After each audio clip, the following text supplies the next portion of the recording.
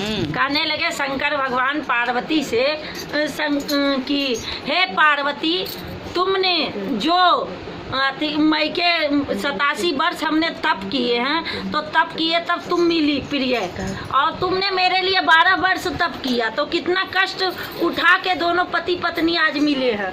तो अपना मम्मी के घर से तुम जा रही हो बिदागरी लेके, तो माँ तो तेरा सौभाग्यशाली है, और राजा हिमालय तो मोक्ष का प्राप्ति हो जाएगा, तो मोक्ष प्राप्ति हो जाएंगे। तो पार्वती सो ऐसा करो कि अब बिदागरी का टाइम है, जो जो माँ ने तेरा सामान दिया है सो ढंग से रखवा लो। तो क्योंकि मायके का जो सामान होता है सो बच्चे के लिए ज़्यादा प्रिय होता है, बच्चे के लिए ज़्यादा प्रिय होता है मायके का सामान। मम्मी अगर एक साड़ी भी दे देती है ना, तो गर्व से कहते माँ ने दिया। इतना प्यार माँ से मिलता है लड़की को, तो माँ ने दिया। तो पार्वती मैं तो दूंगी, क्या दूंगी, तुम तो जानिए रहे हो कि हम तो जितना तेरी माँ राजा हिमालय इतना बड़े घर के हैं, और सब कुछ तुमको दे, पलकों में बिठाए हैं, चंदन के खुशबू से तुमको नहाने देते हैं, हम क्या देंगे, भांग धतूरा खाते हैं और भभूति का भस्म लगाते हैं, तो तुम अपना सामान ले लो। तो मायके से मम्मी बोले थे कि अच्छा सब कुछ ट्रक भर के सामान विदा करने दिए।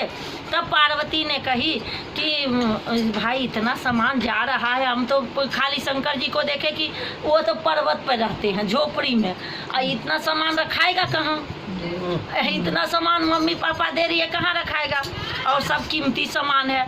पार्वती सोच रहे हैं, तो शंकर भगवान कहे पार्वती तुम अपना देख लिया सारा सामान, तो हाँ देख लिए, तो चलो ले जाऊं, ले जाने का अनुमति है ना, तो हाँ प्रभु ले चलो।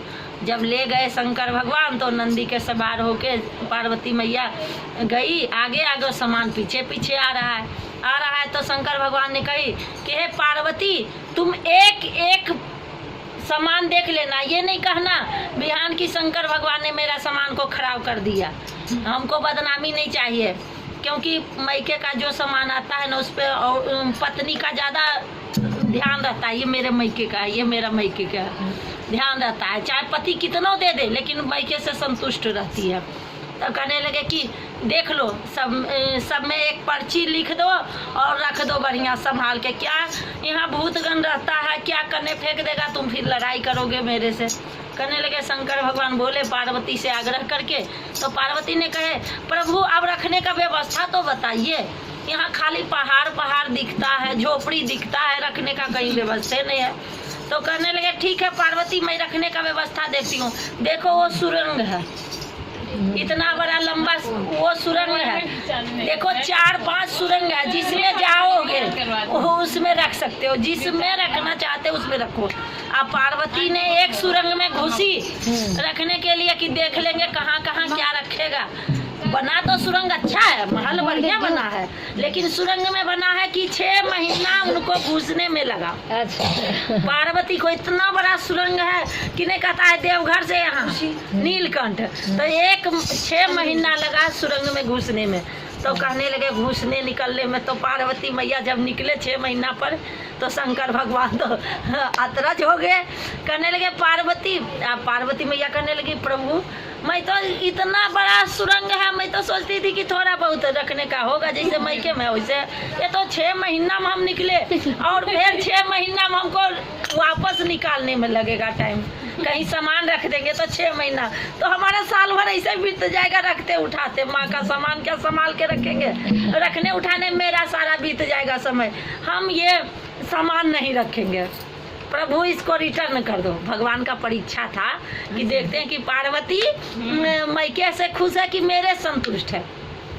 तो कहावत के अनुसार कहना चाहिए कि ऐसे तो मायके से आदमी खुश होता है, लेकिन कहावत के अनुसार कहता है कि पति के 2 रुपया भी है, 2 रुपया भी है, 4 रुपया भी है, जैसे भी है हमारा पति का जो है उसी में हम सुखी हैं। पति नहीं ना, कब सुखी है। हाँ, पति नहरा से- नहरा ससुरा से इतना को दे देता है, क्या देगा? कुछ क्या नहीं। देगा? आजकल तो भाव ही नहीं दे रही है, आखिर तो भाव भी कुछ नहीं मिल रहा है। तो उन्होंने कहा कि प्रभु तुरंत एकदम क्षण भर में रिटर्न कर दो, क्योंकि हमको तो मुख भी देखने के लिए नहीं मिलेगा। आपको 6-6 महीना हम गुफा में घुसे रहेंगे, आप मुख भी नहीं देखेंगे, और सामान को क्या करेंगे? इसको वापस कर दो। सारे जाके वापस करने गए तो राजा हिमालय ने कहा कि मैंने पुत्री के लिए इतना घोर अपमान पार्वती ने मेरे साथ कर दिया। मैंने इतना सारा सामान दिया, उसने अपमान कर दिया। तो कहने लगे कि अपमान कर दिया, मैं इसके बदला लूंगा, उनसे पूछूंगा। तो आए वहाँ सामान रिटर्न हो गया, तुरंत आ गए नंगे पैर हिमालय जी ने, और पुत्री से सवाल जवाब करने, शंकर जी से उल्टा सीधा बोलने का प्रयास किए। तो कहने लगे पार्वती मैया कि प्रभु पिताजी आप नाराज नहीं होइए, आपके घर से एक बार डोली चला जाता है बेटी को, उसके बाद आपका क्या आशा कर सकते हैं? चाहे जैसा में दे दो, पहले ही सोच समझ के अच्छा वर ढूंढो या अच्छा घर देखो, और शादी के बाद क्या तुम दे दोगे? इतना को देने से क्या होगा? जब पति नहीं बनाएगा तो तुम्हारे से कुछ नहीं होने वाला है। जो कहता है गहरा समुंदर है, तो गहरा समुंदर है ये शरीर, ये तन, ये कपड़ा, ये वस्त्र, क्या है? गहरा समुद्र है। जितना पेट में खाओगे उतना ही कम है। आज 56 प्रकार का खा लिए, कल मुँह देखते रहे। फिर खाना है, शाम को फिर खाना है, फिर खाना। तो ये गहरा समुंदर नहीं है, क्या है? ये पेट नहीं भरने वाला है। वस्त्र से और जेवर से और भोजन से, 3 चीज से स्त्री का पेट कभी नहीं भरेगा, चाहे कितनों करोड़पति न बना दे कोई भी, कितना हीरा जवाहरात जितना है सब पहना दो, लेकिन उसका स्त्री का संतुष्टि नहीं होगा, नहीं है।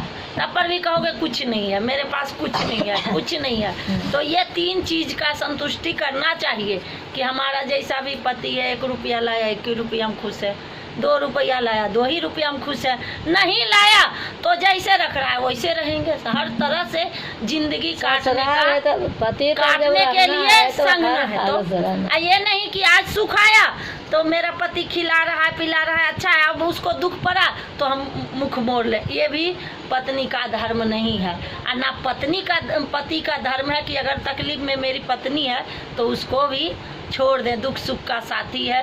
बोलो शंकर भगवान की जय, मैया पार्वती की जय।